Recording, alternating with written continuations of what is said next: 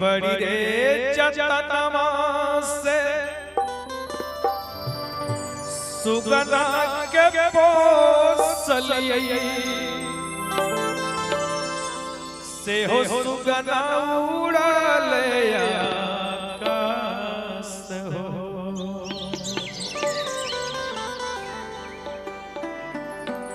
हर बड़ी रे जतनमा से सुगना के पोसली से हो सुगना उड़ले आकाश हो। अरे से हो रे सुगना के दुई गो ललाना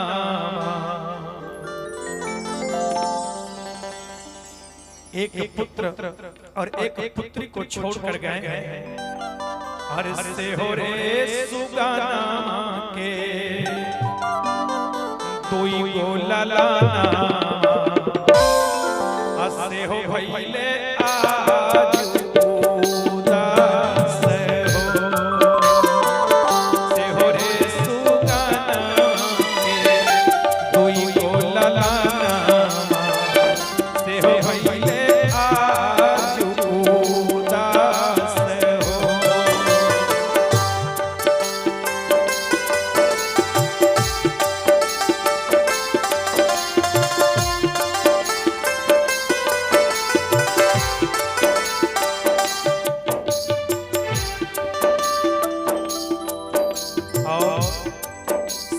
सुगनमा के दुई गो ललनवा से हो भइले आज उदास हो।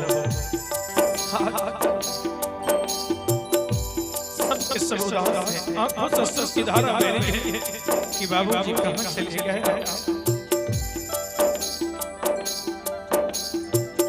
हारे हारे बसा के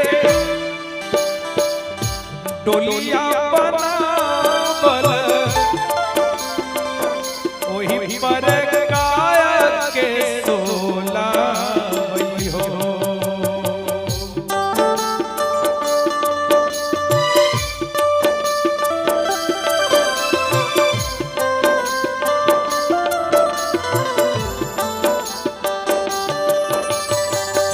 हरे हरे बसा के डोलिया बनावल ओही पर गायक के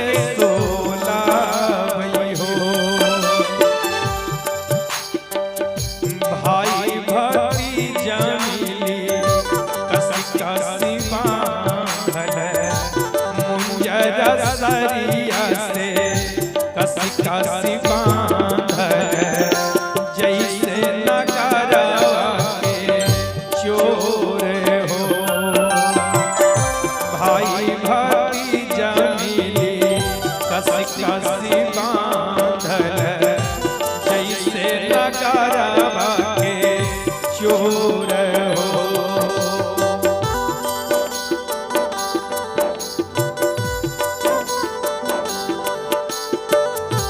रमन कुमार ये पोता है, इनके तरफ से भी 100 रुपए का प्रतिभावन।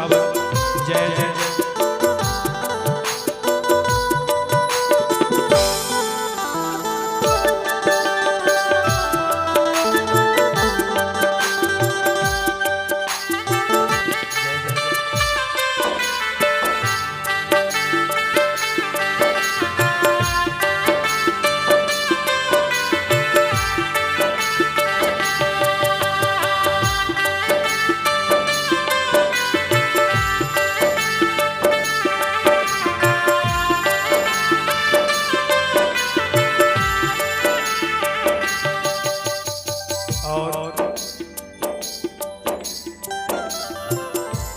चारी जना डोलिया उठावल ले मार घाट पहुँचावई हो।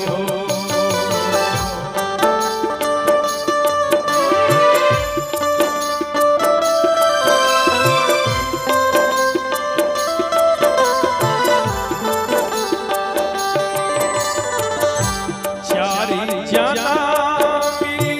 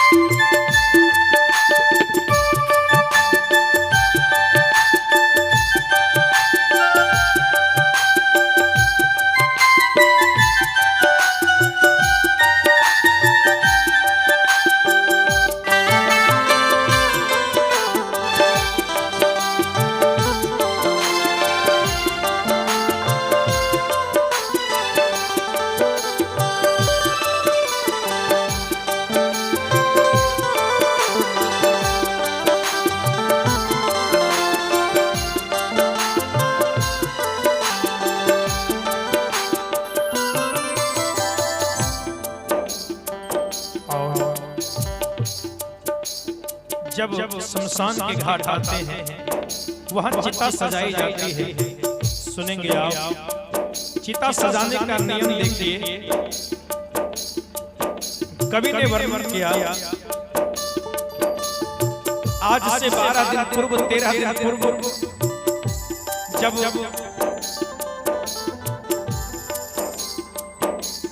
इनके प्रार्थना शरीर को जब शमशान के घाट ले गए होंगे, पूरे परिवार के लोग मिलकर वहां भी चिता सजाई गई होगी और चिता सजाने का नियम देखेंगे आप, सुनेंगे। कवि ने वर्णन किया, नीचे लाकड़िया हो ऊपर लकड़िया, बिचवा में काया के सोला वही हो।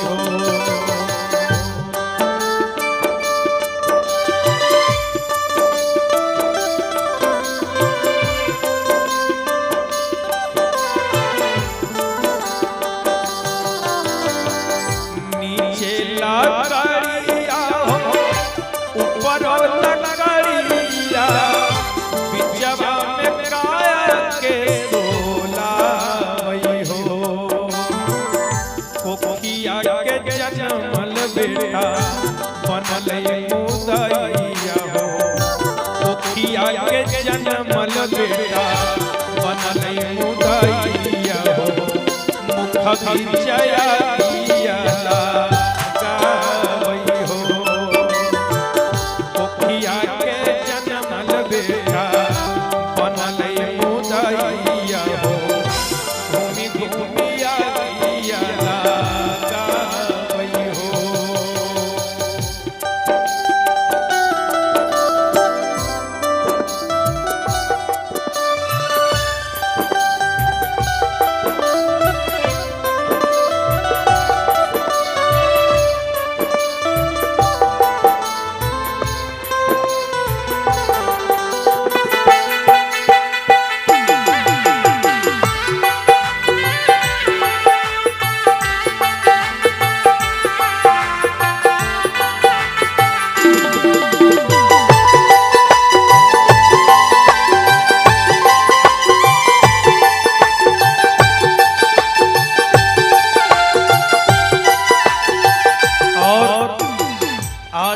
इनके पुत्र हजारीदा बार-बार कह रहे हैं, बाबूजी आप कहां चले गए?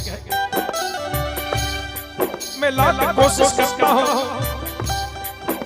आपको भुलाने के लिए, लेकिन मैं भूल नहीं पा रहा हूं। ताकते रहे तुझको शाम सवेरे,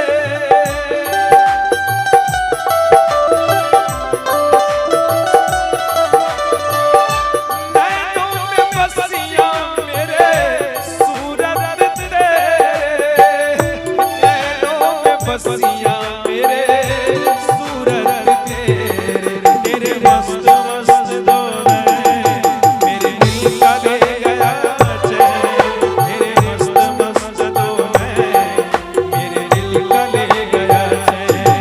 तेरे मस्त मस्त दौरे मेरे दिल का ले गया चैन। तेरे मस्त मस्त दौरे मेरे दिल का ले गया चैन।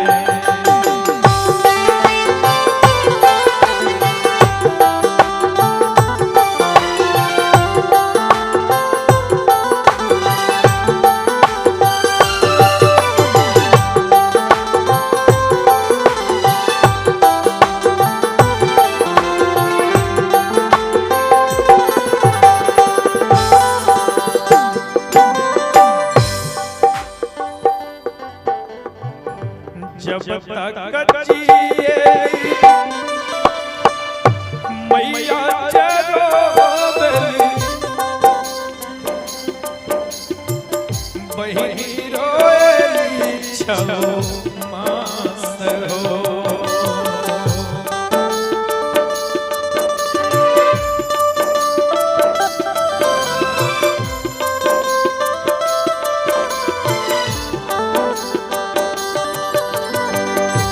जब तक जिए मैया चरोबली, बहिनी रोएली छो